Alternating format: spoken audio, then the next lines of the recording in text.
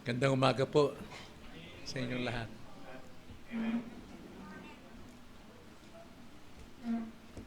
Alam niyo po itong sing-sing na ito. Ito yung aming tanda ng aming sumpaan at pagmamahalan ng aking asawa.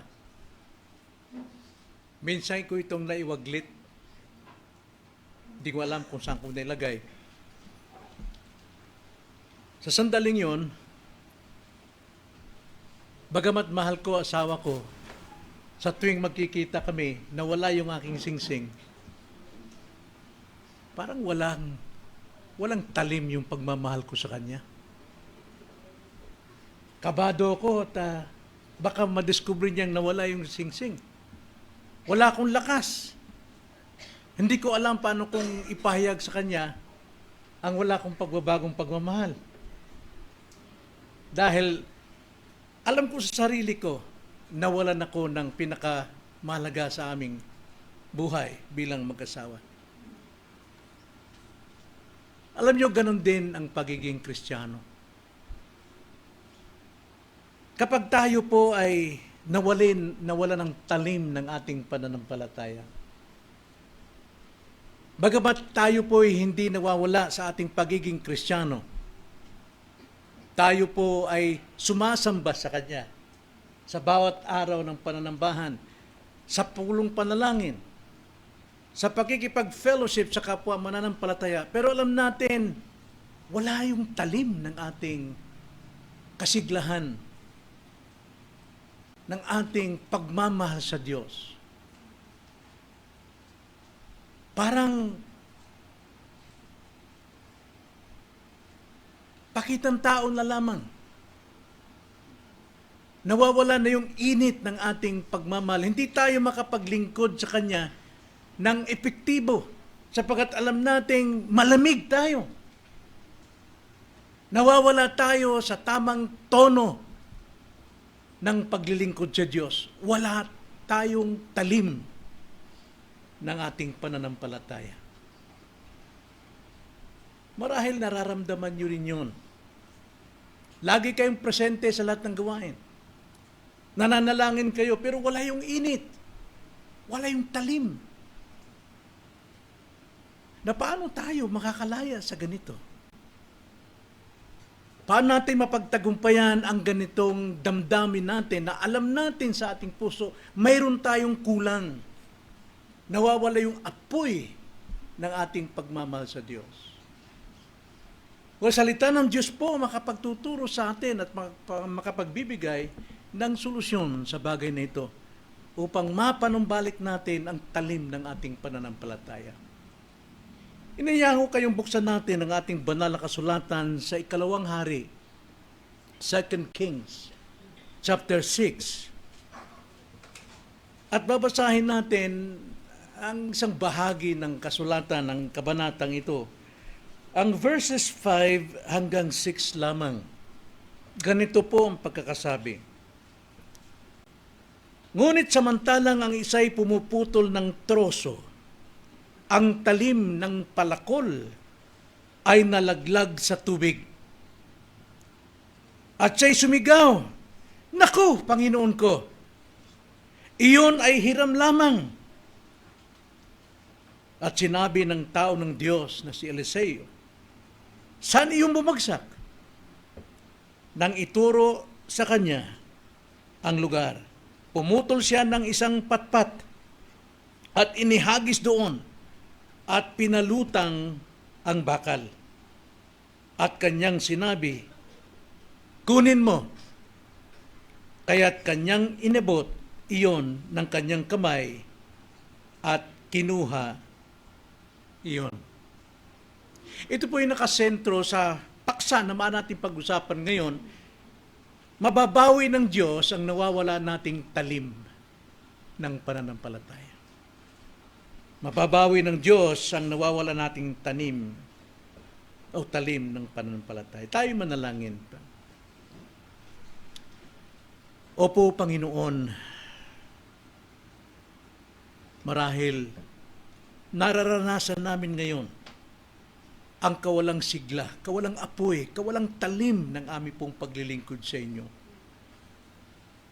nagiging pangkaraniwan na lamang na buhay ito. Tulungan niyo kami, Ama, na mag-alab muli ang aming pong paglilingkod, ang aming pamumuhay bilang mga Kristiyano upang hindi po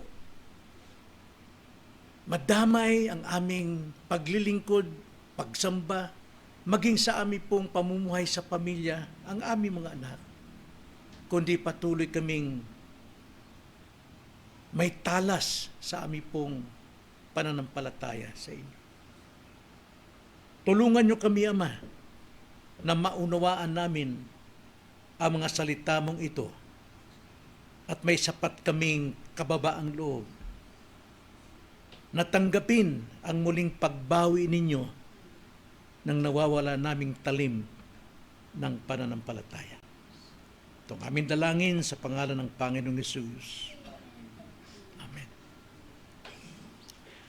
Now, ayon po rito sa konteksto po ng ating pong binasa, ito po ang nangyari sa isa sa mga propeta ni Eliseo na siya'y nawalan ng talim sa kanyang palakol. Ang kalagayan po rito, dumadami po ang mga lingkod na nagpapaturo bilang propeta sa kamay at ministeryo ni Eliseo. At dahil sila'y dumadami, kailangan nilang mag-extend ng kanilang tirahan or dormitory. Kaya lahat silang mga alipin o mga propeta ay sama-sama silang namutol ng kahoy upang isagawa nila ang kanilang bagong tirahan. At ginagawa nila ito ng buong kasigasigan at paglilingkod sa Diyos. Now, ang palakol sa time na ito, sa panahong ito, ay ang kanilang kasangkapan sa gawain, sa paglilingkod. Sapagkat noon ng panahong iyon, ang bakal ay napakamahal at bibihira lamang ang may angkin nito. At kadalasan, ito'y hinihiram lamang ng mga manggagawa, kaya dapat lamang nila itong ingatan sapagkat malaking halaga ang maaring ipambayad kapag ito po ay nawala.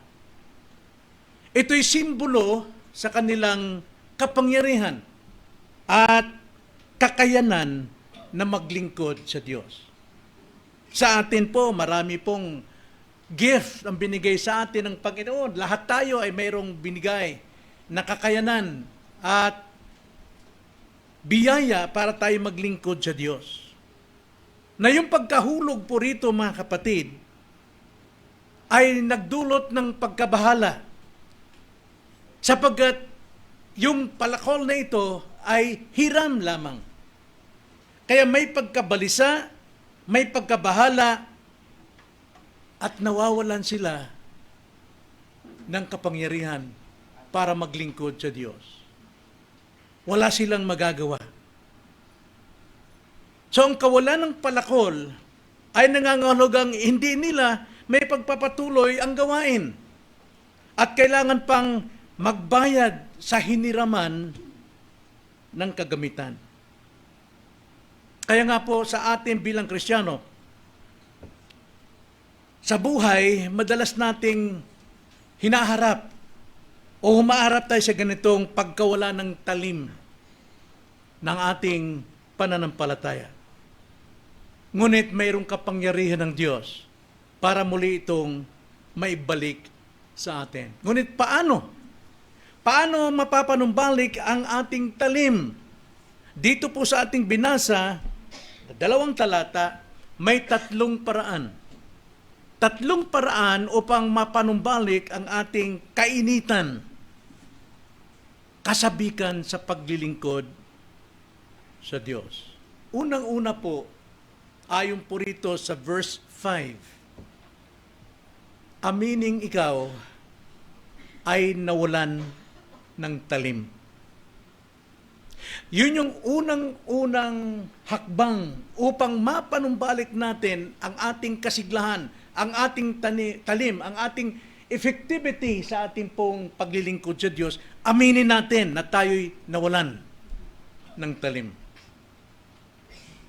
Ang sabi po sa verse 5, ngunit samantalang ang isa'y pumuputol ng troso, ang talim ng palakol ay nalaglag sa tubig. At siya'y sumigaw. Siya po'y nagpaalam. Siya po'y sumigaw na nawala ang kanyang talim. Naku, Panginoon ko, iyon ay hiram lamang. Makita natin na isa sa paraan ng pag-amin na ikaw ay nawala ng talim, dapat mong ipahayag ito. Sumigaw ka, manalangin ka, aminin mo. Naku po, Panginoon ko, ako po'y nawalan ng talim. Sapagat ang talim ng palakol ay napakahalaga pagdating po sa ating paglilingkod, sa ating mga gawain. Ito'y instrumento na kapaki-pakinabang sa paglilingkod bilang mga tao ng Diyos. Kung walang talim, walang sigla, walang gana. Present ka nga palagi sa presensya ng gawain ng Panginoon. Pero walang apoy sa ating puso, malamig. Parang ordinaryo lamang pagtitipon ang ating ginagawa. Tulad ng taong ito, nung kanya pong ihampas ang kanyang palakol, naramdaman niyang magaan. Walang dating. Puluhan lamang ang kanyang hawak. Kung panay puluhan lang ang ating hawak bilang manggagawa, walang talim, walang gana, walang sigla. Anong silbi ng kanyang pamputol? Gaano man ito kaganda ang handle na ito, gaano gaganda yung ating itsura. Pero wala tayong effectivity, wala tayong talim. Hindi nakikita ang bunga ng Espiritu sa buhay natin. Ganon din ang Kristiyanong walang kapangyarihang ng Espiritu. Marami pong dumadalo sa pagsamba, pero wala po yung puso. Sapagat agaw po, ang ating talim ng pananampalataya naagaw ng sanlibutan. Naagaw sa kagandahan. Naagaw sa desires ng ating mga laman. Mas gusto ko yon mamaya pagkatapos ng pagsamba. Nakakaya naman kung di ako atin, membro ako eh. Pero mamaya, yon ang aking pupuntahan. Wala pong epekto yung ating pagiging Kristiyano sa harapan ng Diyos. Kaya nga maaring abala tayo sa gawain ng Panginoon, ngunit wala ang kapangyarihan ng Diyos sa ating buhay. Tayo po ay tulad lamang ng mga Pariseo, panlabas na anyo ang ating pagiging Kristiyano. Pero ang puso natin, nasa pakinabang ng mundo.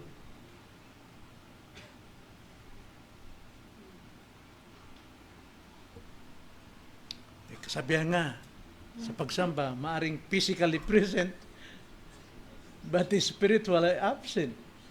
Anong silbi nun? Sumasamba tayo sa laman, hindi sa Espiritu.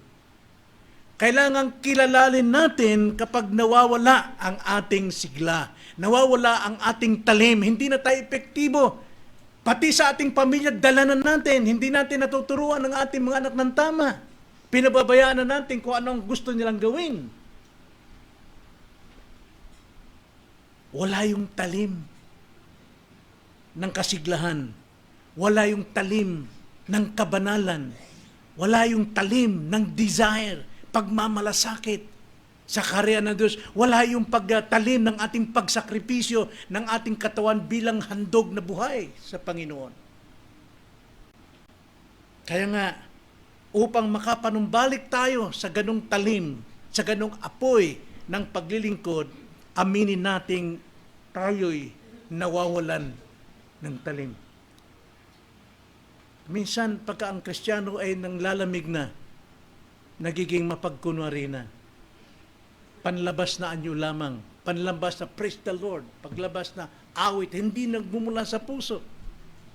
Sabi nga ni Pastor Steve, kapag tayo po ay nasa init ng ating pagsamba sa Diyos, kailangan pag-awit natin, kailangan ibigay yung lakas ng ating baga sa pag-awit ng salita ng Panginoon.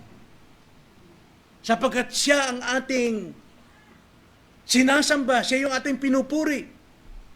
Hindi tulad sa panahon ngayon, ang mga awiting pagsamba, ang mga damdamin ng mga tao ang pinupuri. Nasasarapan silang pakinggan emotionally. Hindi yun ang kailangan nating pag-awit sa Diyos. Kailangan ang pag-awit natin sa Diyos, ideklara na siya ang ating tinataas at hindi yung ating damdamin. Kaya ngayon medyo swabe-swabe na yung tono eh. Wala na yung sa tamang tiyempo ng pagsamba sa Diyos. Nawawala yung talim. Kaya ang unang dapat na hakbang ay amining tayo'y nawawala ng talim. At ikalawa, hindi lamang pag-amin na nawawalan tayo ng talim, dapat ding ituro kung saang lugar nahulog ang ating talim.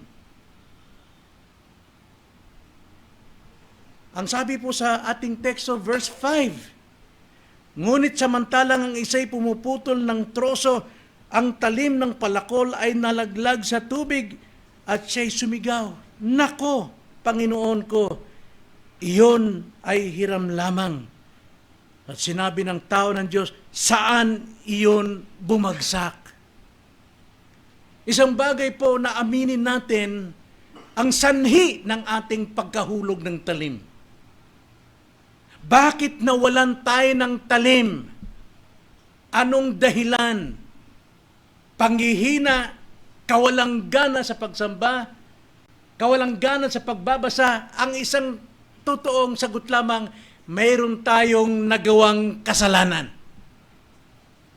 Kasalanan lamang talaga ang sanhi kung bakit nawawala yung ating apoy, nawawala yung ating talas sa pagiging Krisyano. Kailangan nating amining ito'y hiram lamang. Napakalaga po ng pag-amin. Ito po yung taong ito, siya'y dumaing kaagad at nagsabi, "Naku po, Panginoon." Hiram lamang iyon.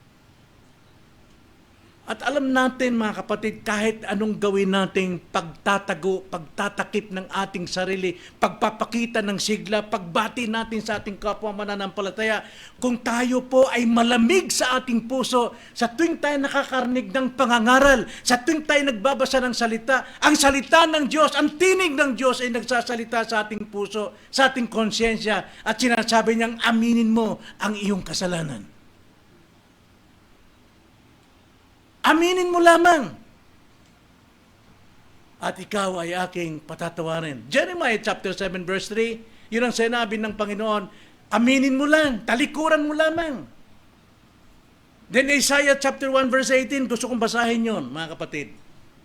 Ang sabi ng Panginoon sa bawat isa sa atin na nawawalan ng talim, init, gana sa ating paglilingkod, ginagawa lamang nating ordinaryo ang ating pagsamba. Dahil hindi natin alam yung ating pananampalataya gaya ng ating napag-aaralan sa Sunday School. Ang sabi po ng Diyos dito sa mga taong bayan niya na nagkasala, na mahal sila ng Diyos. Ang sabi dito ng Panginoon, pumarito kayo ngayon at tayo'y mga tuwiran sa isa't isa. Ang sabi ng Panginoon, halika, mag-usap tayo. Mag-usap tayo tungkol sa problema mo. Mga tuwiran tayo sa isa't isa. Bagaman ang iyong mga kasalanan ay tulad ng matingkad na pula, ang mga ito ay magiging mapuputi na parang niebe. Bagamat ito'y mapulang-mapula, ang mga ito'y magiging parang balahibo ng tupa. Ang sabi ng Panginoon, gaano mang kalaki ang iyong kasalanan, gaano mang kalamig ang puso mo sa akin, aminin mo lamang, mag-usap tayo. At yan ay lilinisin ko, papuputiin ko yan, pasisiglahin kitang muli. So yan ang pinapakita rito, ayon ng Panginoon, na tayo mapagkunwari sa ating pagsamba. Sasamba lamang tayo kung kailangan, sapagkat kailangan ko Kristiyano ako Hindi tayo sumasamba dahil ating sinasamba at pinupuri ang Diyos. Pinapakinggan natin ang kanyang salita. Anong dapat kong gawin sa araw na ito? Anong dapat kong gawin sa loob ng isang linggong ito? Sa aking pamilya, sa aking trabaho, sa aking mga anak. Napakalaga po na mag-usap tayo sa Panginoon. Ito yung pagkakataong tinatawagan niya tayo. Hali kayo. Usap tayo. At itong lalaking ito, na nawalan siya ng talim ng palakol, daman niya alam niya. Walang nakakabatid sa kanyang kapaligiran. Siya lamang ang nakakaalam. Na nawala na siya ng talim. Hindi na siya epektibo. Pero hindi siya nagtago. Hindi niya pinagtakpan ng magandang mukha ang kanyang sarili. Kundi inamin niya, sumigaw siya kaagad. Ang lalaking to ay agad na umamin tungkol sa kanyang problema at kahinaan. Mga kapatid, kakaroon tayo ng problema sa ating tahanan dahil tayo mismo yung nanghihina sa ating spiritual. Nagkakaroon tayo hindi pagkakaunawaan dahil tayo hindi na maunawaan. Sa dati nating kalagayan bilang spiritual, nagiging makalaman na tayo. At kadalasan kapag makalaman, ay nagkakampihan o di kaya nagkakaisa na talikuran ng katotohanan. Salungatan na ng opinyon. Ang sabi dito ng lalaking ito, ito'y hiram ko lamang. Ito isang pagpapakita ng humility, pagtanggap ng kamalian. Ito yung problema sa atin. Nagkakaproblema na nga tayo sa ating relasyon, kaproblema na nga sa iglesia, ating pang ipinaglaban yung ating katwiran. Ayaw nating tumanggap ng pagkakamali. Ayaw nating tumanggap ng pagtutuwid. Tanggapin natin mga kapatid ng ating kaligayahan ay kaloob lamang ng Diyos. Hindi ito permanente. Once na tayo po'y lumayo dito, tiyak daranas tayo ng problema. Hindi lamang problema sa kaisipan, hindi lamang problema sa emosyon, sa relasyon, pati problema ng pangangatawan. Alam natin yon. Sapagkat ang ating katawan at ang espiritu ay isa, hindi pwede magkahiwalay. Maghiwalay lang ito pagka namatay tayo. Naghiwalay ang ating kaluluwa. Ang sabi nga sa Genesis chapter 2 verse 7, tayo po'y putik o alabok na hinubog ng Panginoon. Ginawang tao, wala pang buhay. Hinipan ang ating dalawang butas na ilong. Pag-ihip niya, ang sabi ron, at ang tao'y naging isang kaluluwa. Hindi po dalawa. Isang kaluluwa. Meaning, yung ating flesh at ang ating buhay, iisa lang yan. Iisa lamang.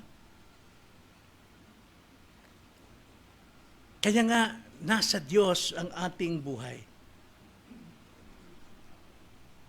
Wala pong tamang paglilingkod sa Diyos kung di natin kinikilala ng lahat ng nasa atin ay hindi atin.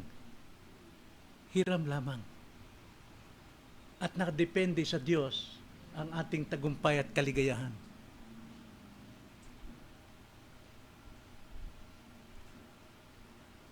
Tulad ng pagka tayo po'y natapilok, ano sigaw natin? Adik ko! Lalay! Humingi tayo ng tulong, umaamin tayo na nasaktan tayo. Pero kung di tayo umaamin, pinipigilan natin, namumula yung mukha natin, galit na galit tayo. Kailangan ng pag-amin, kailangan mo ng tulong. Aminin ang iyong kawalan ng talim. Huwag nating itago o ipagwalang bahala ang ating espiritual na pagkawala. Malayo na tayo, pero ayaw pa nating aminin. Tumatayo tayo sa sarili nating lakas at karunungan na para bang kaya ko ito kahit walang Diyos. Kahit walang pag-amin ng ating pagkukulang. Pero sabi ng Panginoon, halika mag-usap tayo. gaano man ito kapula, papuputiin ko yan. Agad na tayo'y patatawarin. So ang unang hakbang ng pagpapanumbalik ng ating talim o kapangyarihan ng ating panampalataya ay ang pag-amin. At ikalawa, pagturo kung saan, ano ang dahilan. Isa lang dahilan talaga, kasalanan. Kasalanan.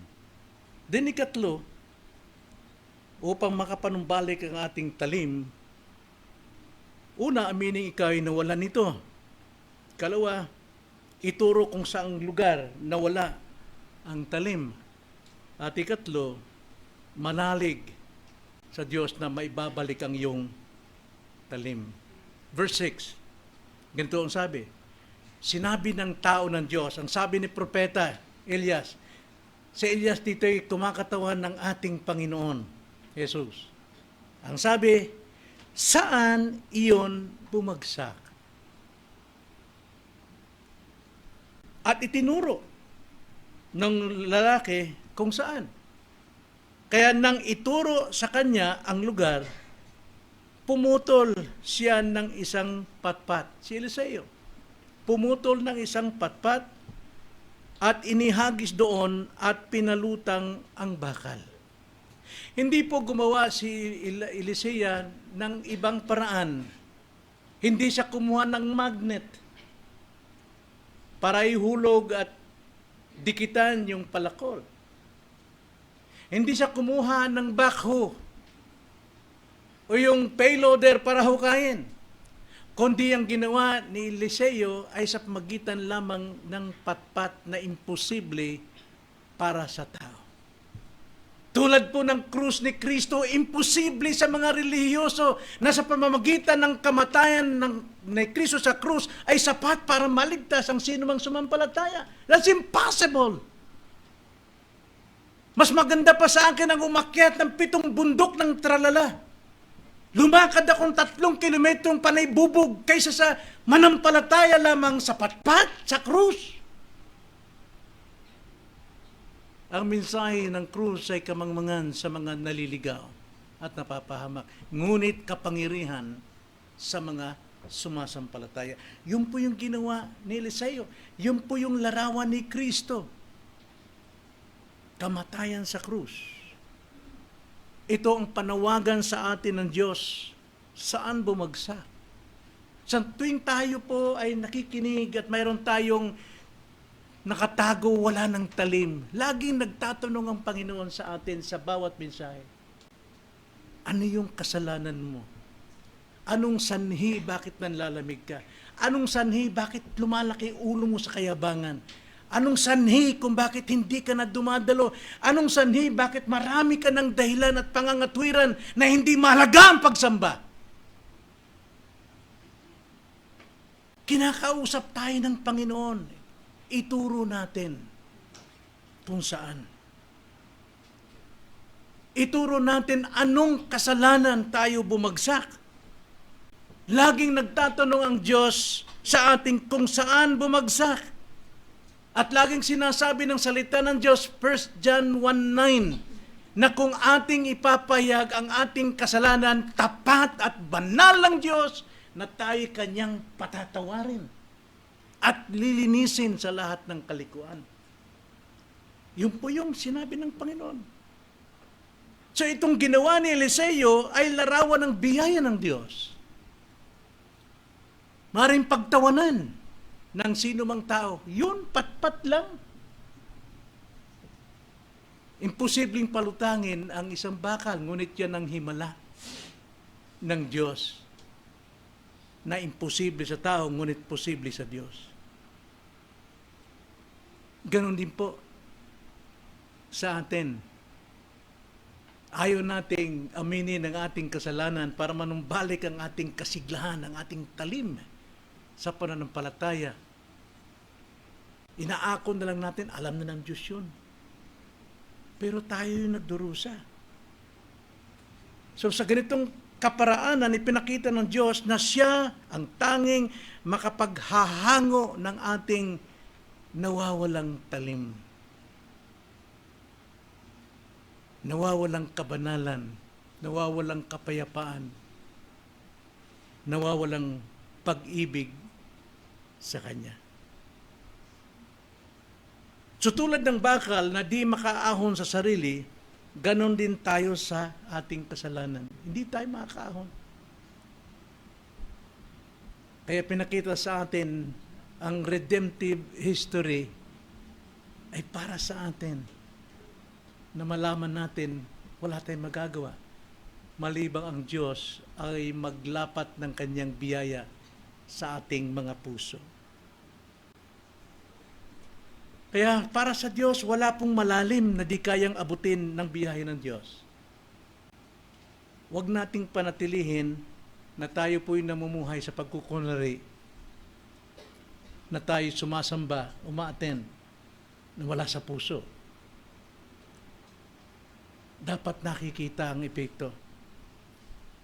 Number 1 na dyan, lahat tayo'y tinalaga sa kabanalan. Dapat tayong mamuhay sa kabanalan. So ano pong mga aral nakita natin doon, mga kapatid? Unang-una, ang aral, ang Diyos ay nagmamalasakit sa atin. Nagmamalasakit siya hindi lamang sa maliit na bagay, ay malaking bagay, maging sa maliit nating pangangailangan. Bagay na nagpapawala sa ating bisa at paglilingkod, ang Panginoon natin ay nagmamalasakit. At ikalawa, ang ating paglilingkod ay nakasalalay sa kapangyarihan na hiram natin mula sa Diyos na biyaya. Hindi sa ating sariling kakayanan, hindi sa ating sariling pagsisikap, kundi nakasalalay lamang sa hiram nating biyaya sa ating Panginoon. Kaya wala tayong maari walang makapagmamalaki sa atin. Sa Kanya, kahit ang bakal ay muling lumutang, ang kapangyarihan ng Diyos ay nakikita sa Kanyang awa kung tayo'y umaamin sa ating kawalang talim. Huwag nating panatilihin ng ating paglilingkod sa Diyos ay naglilingkod tayong wala ng sigla, walang talim. Kaya kapatid o kaibigan, baka sa oras nito ay may nawawala sa iyo. Nawawalan ka ba ng gana? Nawawalan ka ba ng puso sa paglilingkod? Nawawala bang apoy ng iyong pananalangin? Parang walang silbi ang panalangin. Then, aminin mo sa Panginoon. Panginoon, tulungan mo akong makapanumbalik. Balik mo sa akin ng talim ng aking pananampalataya. At ang Diyos ay tapat at banal na tayo Kanyang diring. Tayo manalangin. Opo, Panginoon, madalas mangyari sa amin dahil sa aming kawalang pag-iingat ng aming pong biyayang natanggap mula sa inyo. Nalilihis po at nawawala po ang talim ng aming pananampalataya at kami nananangan lamang sa handle. At ito'y aming pinalalamutian ng aming karunungan, ng aming pagpapakitang pagsamba, ngunit wala pong epektibo sapagkat ito'y handle lamang. Hayaan niyo po, Ama, na ibalik ninyo ang talim ng aming pagmamahal sa inyo, ang talim ng aming pagtitiwala sa inyo, upang ang talim ng aming pananampalataya ay may bahagi namin sa iglesia, may bahagi namin sa aming pamilya, may bahagi namin sa aming pong mga trabaho at gawa. Nawa, mawi sa iyong kapurihan ang lahat ng ito. Ito ang aming dalangin sa pangalan ng Panginoong Hesus. Amen.